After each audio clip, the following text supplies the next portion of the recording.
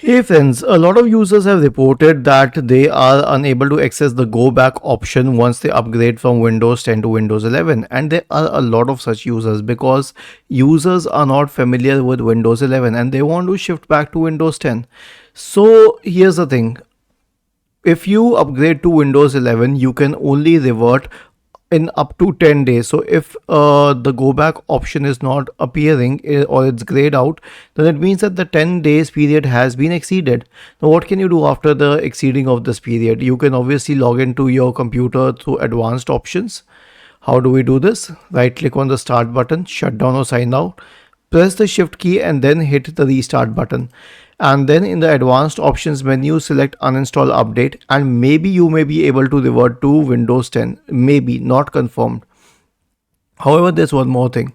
You can download the Windows 10 ISO for your computer and use the same license that you have for Windows 11 and then reinstall Windows 10, which means that you can reinstall Windows 10 from scratch through a clean install, but you can use the Windows 11 license. It has been mentioned here that they same the same activation system. So how would you find the license? How would you find your activation key? Open the Microsoft Store, type on Windows key and hit enter, and click on this option show key plus, click on install. It will need a few seconds to install this software. Okay, I'll show you what happens when you open this software. Click on open, it's opening.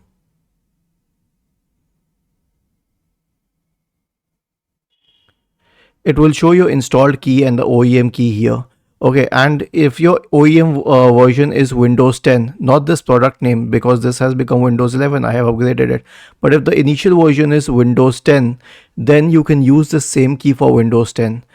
Was this helpful? If yes, then please subscribe to the channel, and if not, then let us know in the comment section of this video on how we could help you further.